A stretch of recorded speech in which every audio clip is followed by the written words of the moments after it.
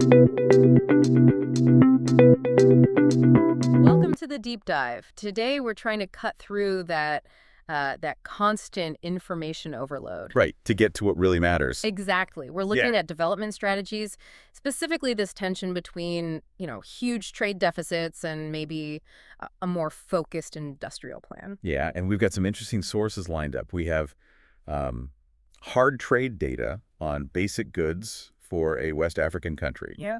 Then there's a blueprint, a really detailed one for a manufacturing school there. Focused on those specific goods. Precisely. And we're comparing that with some historical context, looking back at industrial planning in Turkey from the last century, and also broader African trends. So our mission here is to figure out if this very targeted approach, focusing on simple, low-tech essential stuff we all use daily. Soap, plastic bottles, that kind of thing. Right. Can that actually be a realistic first step? A foundation for broader industrialization and tackling those, frankly, massive trade gaps. And for you listening, the big question we're wrestling with is, well, can something as basic as soap and plastic bottles genuinely unlock an entire economy's potential? It sounds almost too simple, doesn't it? But let's dig in. Let's start with the problem, the reality shown by the numbers. We're zooming in on the Gambia, specifically trade data from 2013 to 2023. And our sources highlight two key product categories they call basic consumer goods. Products 39, that's plastics and articles thereof. Right. Bottles, containers, packaging. And product 34, soap, organic, surface active agents. Basically cleaning supplies. Yeah, soaps, detergents, the essentials.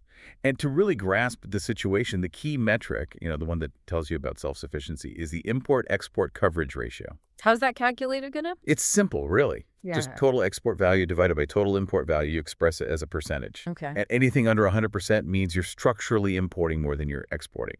You rely on others. And for the Gambia overall, in 2023, what are we looking at? It's pretty stark. Total exports were just over $83 million. Okay. But imports, nearly $2.4 billion. Billion, wow. Yeah, so that puts the overall import-export coverage ratio at a really concerning 3.5%. 3.5%. It means a trade deficit of over $2.3 billion. That's a major structural weakness. That overall picture is bleak enough. But what about the specific basic goods, plastics and cleaning stuff? Is the gap just as bad there? It's arguably worse. Let's take plastics, product 39.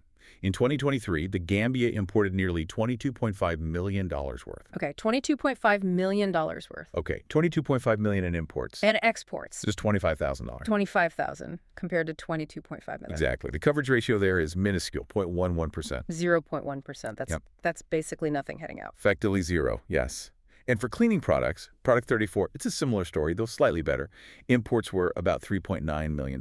And exports? $82,000. So the coverage ratio is 2.10%. Still incredibly low. It really hammers home what essential imports can mean, doesn't it? Yeah. When you have to bring in virtually every plastic bottle, every lid, every bar of soap, it's not just a trade deficit. It feels like a lack of basic economic control over daily necessities. That's a good way to put it.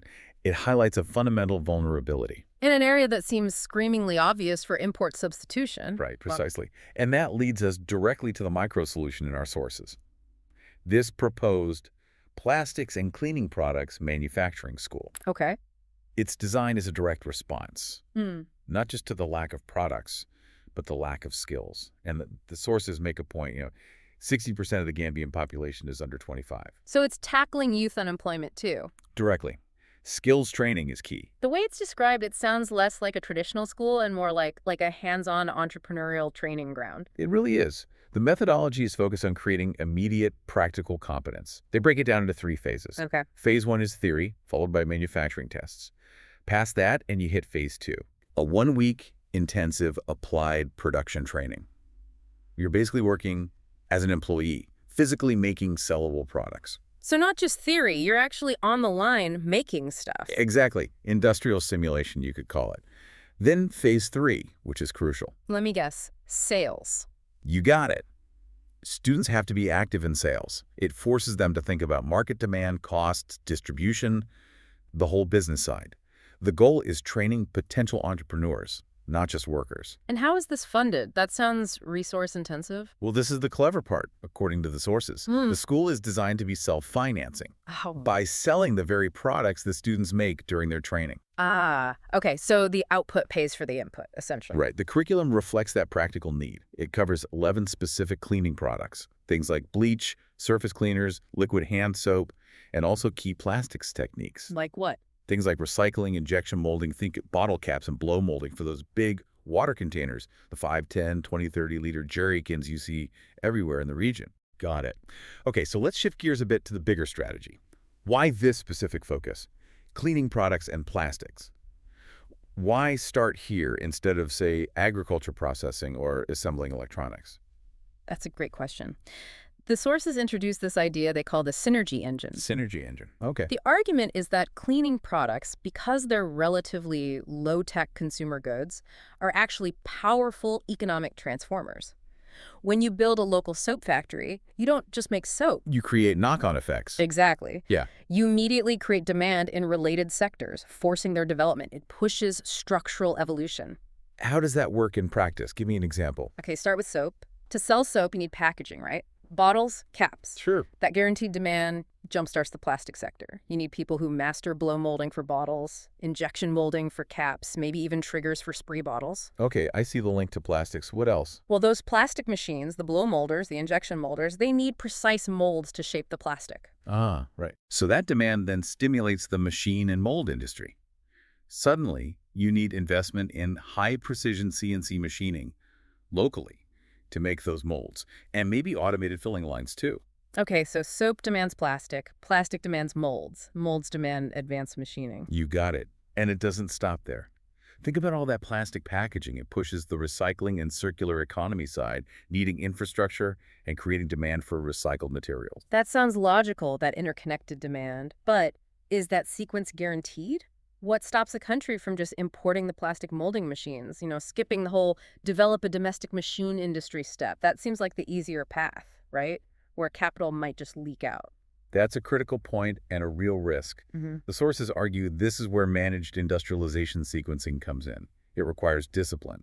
They mention using a dripping incentive system. Dripping incentive, what does that mean? It means using limited government funds strategically, dripping support into one sector at a time in the right order, not trying to do everything at once. And what's the proposed order again? The sequence they suggest is, first, cleaning products. It's a basic need, relatively quick to set up, generates cash flow. Good. Second, building on that, plastics and plastics recycling. You need the packaging, and it helps manage resources locally. Right.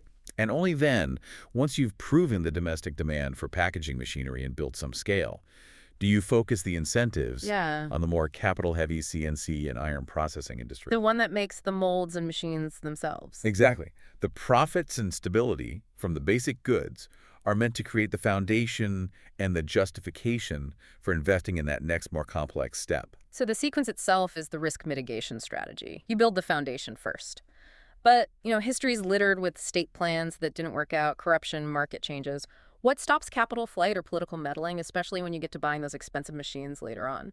The sources suggest the safeguard is kind of twofold: embedding the training in market reality and focusing the end goal. How so? Well, by making the school self-financing through product sales and forcing students into sales, you ensure production is constantly tested against real market demand from day one.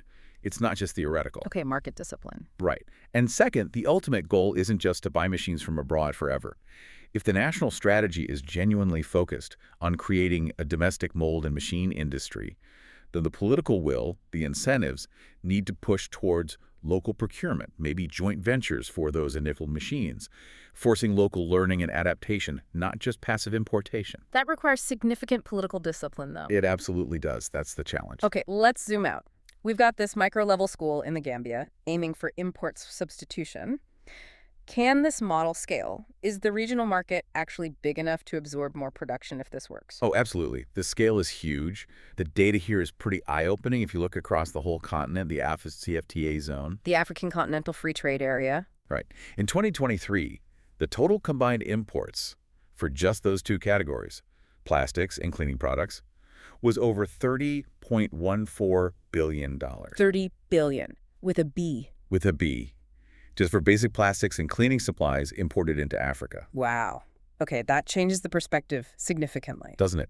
And even if you just look at the immediate neighborhood, the ECOWAS countries in West Africa. The Gambia's local market. Yeah.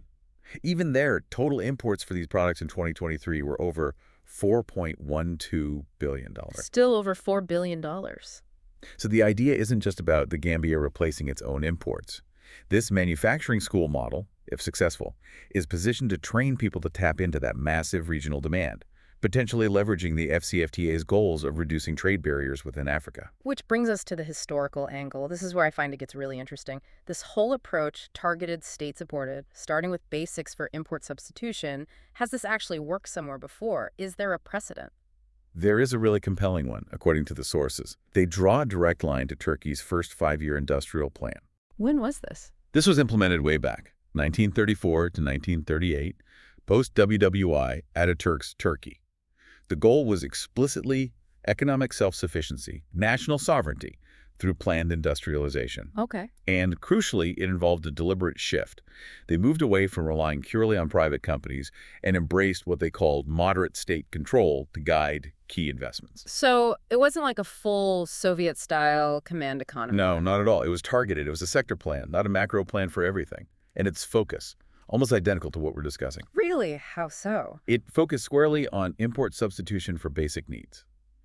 The key sectors were textiles, mining, cellulose like paper, ceramics, and here's the kicker. Chemicals. Chemicals like Yeah. cleaning products. Exactly. Things with guaranteed domestic demand, relatively low-tech barriers to entry back then, essential for daily life and national consumption. Very similar logic to focusing on soap and basic plastics today.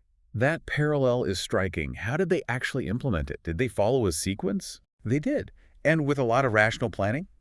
They prioritized building factories that could use domestic raw materials first. Smart. Use what you have. Right. And they scaled the capacity deliberately to meet internal consumption first. Get self-sufficient before worrying about exports. To cure the home base. Precisely. And to manage all the state investments, the training they set up, dedicated institutions. The most famous was Summerbank. Summerbank. What did it do? It acted as the headquarters of the industrial movement, as the sources put it. It managed the state-owned factories, provided financing, and crucially, ensured technical training was aligned with the national industrial goals. That sounds remarkably similar to the idea of the Gambian manufacturing school being self-financing and tying training directly to production needs. The parallels are strong. The Turkish experience really seems to validate the core strategy. Start focused, state-supported, build basic manufacturing first to create that industrial foundation. And it all came back to that core idea. Yeah, the founding principle they quoted. National sovereignty must be strengthened by economic sovereignty. You have to be able to make your own basic stuff first. So putting it all together, the insight seems clear. The sources, the trade data, the school blueprint, the history, they all point in a similar direction. That tackling these seemingly mundane imports, soap and plastic bottles, isn't trivial. It's presented as a very practical, maybe even necessary entry point for genuine industrial development. Exactly. It addresses the huge regional demand shown in the data, and it follows a historical pattern that demonstrably worked to build an industrial base. So what this really suggests is that the challenge might not just be about finding more money or tweaking policy in the abstract. It's about setting concrete, achievable, production-based goals first. Like mastering how to make that 30-liter jerrycan efficiently and cost-effectively. Right. Stabilize the foundation with real production. The data and the historical examples suggest this kind of deliberate, focused production strategy is the essential first step. It secures basic goods, stops money leaking out on simple imports, avoids wasting resources on overly ambitious projects too soon. And creates that synergy engine you mentioned, pulling other sectors along. Right. It's a model for production-led development built from the ground up sequentially. Which leaves us with a final thought, something for you, the listener, to really chew on after this deep dive.